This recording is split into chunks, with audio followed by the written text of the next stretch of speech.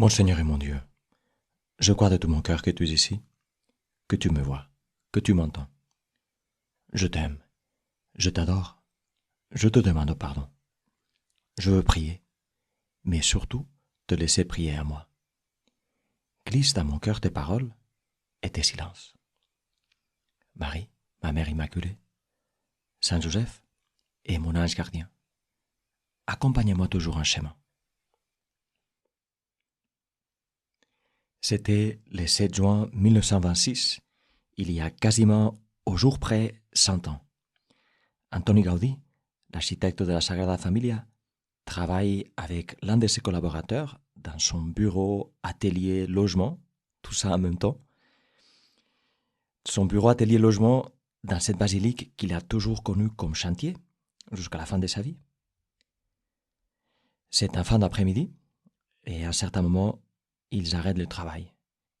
Et lorsque ses collaborateurs, Vicens Villarrubias, il part à la maison, Gaudí lui dit « Vicens, venez tôt demain matin.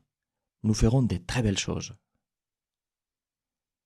Peu après, Gaudí lui-même quitte aussi son poste de travail et il part vers les centres-villes, parce que la Sagrada Familia à l'époque, c'était plutôt la banlieue. Il part à pied, comme il faisait d'habitude. Gaudí, qui aurait pu se permettre parfaitement d'avoir un chauffeur et une belle voiture, il allait presque partout à pied. Et ça, malgré les rhumatismes aux pieds dont il souffrait depuis longtemps. Alors, où est-ce qu'il s'est dirigé?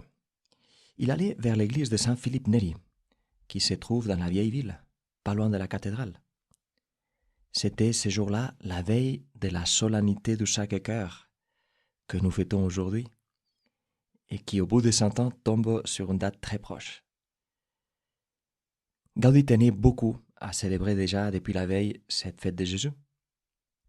Mais il n'arrivera pas à l'église parce qu'il est renversé sur les chemins par un tram. Il semble qu'il essayait d'éviter un tram qui venait et entre-temps il a été frappé par un autre qui venait de l'autre côté. Et le conducteur n'a pu rien faire. Alors il tombe par terre, conscient, mais gravement blessé. Et un policier qui s'est trouvé là à ce moment prend en charge l'affaire. Et lui et deux autres messieurs qui étaient par là, ils essayent d'arrêter des taxis pour l'amener à l'hôpital, mais 4 se refusent. Et seulement un 5e accepte de porter ces messieurs que personne n'a reconnu comme le grand Antoni Gaudí, tellement il est habillé de façon pauvre et simple. Et puisqu'ils le prennent pour un mendiant, ou au moins pour quelqu'un sans des ressources, il l'amène à l'hôpital de la Sainte-Croix, là où Gaudí avait dit une fois qu'il voulait mourir. Comme un pauvre. Comme un pauvre, parce que à l'époque, les gens qui avaient les moyens, et lui, il les avait, les gens qui avaient les moyens mouraient avec des soins à la maison. On installe Gaudí dans une salle commune, dans le lit 19. Clin d'œil, ou mieux, clin d'yeux, à travers Saint-Joseph, dont la fête est le 19 mars. Gaudí aimait beaucoup Saint-Joseph, et il disait que ce serait lui qui s'occuperait de mener jusqu'au bout le chantier de la Sagrada Familia. Chantier qui, d'ailleurs, a son origine dans une association de dévots de Saint-Joseph. Donc voilà Gaudí, dans son agonie, sans que personne ne sache que c'est lui. C'est le concierge de la Sagrada Familia qui va s'inquiéter de lui, parce qu'il voit qu'il n'est pas rentré, c'est déjà 10h30 du soir. Et alors seulement vers minuit, après plusieurs recherches, il va se rendre avec les curés de la Sagrada Familia à l'hôpital, où ils les trouveront. Alors le lendemain, Gaudí est porté dans une chambre individuelle. Et là, nouveau clin d'yeux par Saint-Joseph, parce que le nouveau lit est aussi numéroté 19. Au bout de 3 jours d'agonie, Gaudí meurt dans l'après-midi du 10 juin. Et c'est exactement pour ça que notre cher pape Léon s'est rendu à Barcelone pour venir, dans le jour exact du centenaire de la mort de Gaudí, la tour centrale de la basilique, la tour de Jésus, qui fait de la Sagrada Familia l'église la plus haute du monde. La plus haute du monde, disait le pape, non pas pour figurer en tête des classements mondains, mais pour guider les pas du peuple de Dieu en pèlerinage sur cette terre de Catalogne, avec la croix qui éclaire les chemins, telle une lampe allumée dans l'attente du retour de l'époux. Si tu n'as pas pu suivre en direct la messe et la cérémonie de bénédiction, alors va chercher sur YouTube, ça vaut vraiment le coup. Je te laisse quand même sur l'app quelques liens. Tu peux imaginer comme j'aurais aimé être là. Je suis grandi à Barcelone et puis Gaudí m'est très proche parce que j'ai été baptisé par Mossèn Ignasi Sagarra, le prêtre qui a eu l'intuition de lancer son procès de béatification. Je te conseille de lire avec calme l'homélie du pape pendant la messe parce qu'on ne va pas avoir le temps de la méditer maintenant. Mais par contre, j'aimerais te lire sa très belle prière de bénédiction lorsqu'il est sorti à l'extérieur pour bénir cette tour à la fin de la messe. Tu l'auras vu peut-être, la devise de ses voyages du pape en Espagne, c'est « lever le regard ». C'est ce que littéralement tout le monde sur place était en train de faire à ce moment-là. Lever le regard pour regarder la croix. Et c'est ce que des millions de gens, chrétiens ou pas, vont faire désormais lorsqu'ils se rendront à la Sagrada Familia ou lorsqu'ils la viseront depuis 1000 autres coins de la ville. Levez les regards pour regarder la croix. Alors je te lis cette prière pour que nous prions ensemble. Nous te bénissons, Seigneur, Père Saint, et nous te rendons grâce, car avant de créer les mondes, tu as établi ton Fils Jésus-Christ comme principe et fin de toutes choses. Et par lui, dans un admirable dessein d'amour, tu as élevé l'humanité vers toi par le mystère de sa mort et de sa résurrection. Nous te supplions maintenant de répandre l'Esprit Saint sur ton peuple que tu as inspiré pour élever cette tour vers le ciel, lieu de ta demeure, où, unis au Christ, nous vivrons définitivement en toi.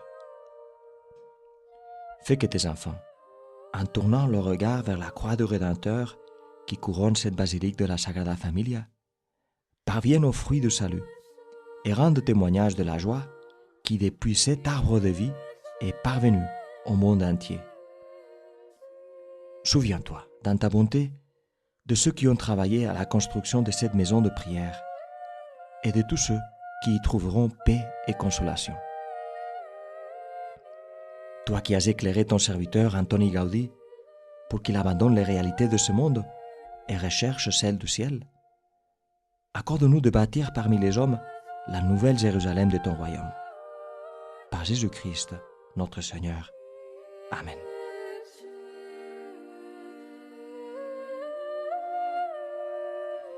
Après la prière du pape, il y a eu un spectacle incroyable de lumière, pyrotechnie et aussi des drones qui ont fait la silhouette de Gaudí.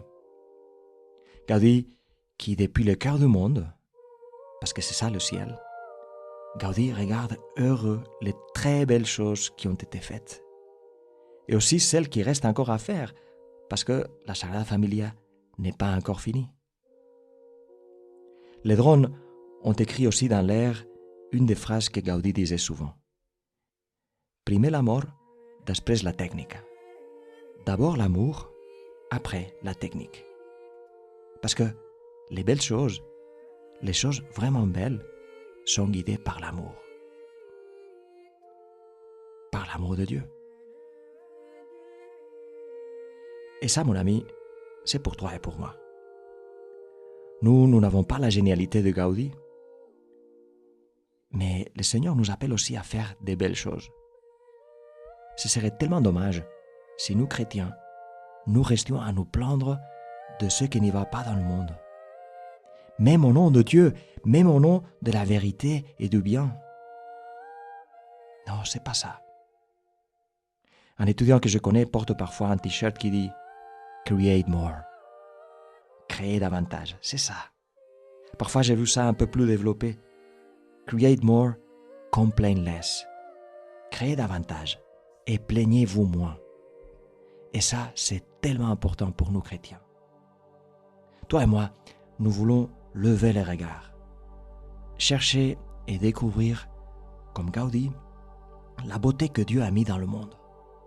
Et surtout, la beauté éblouissante de celui qui est le plus beau parmi les fils des hommes, Jésus.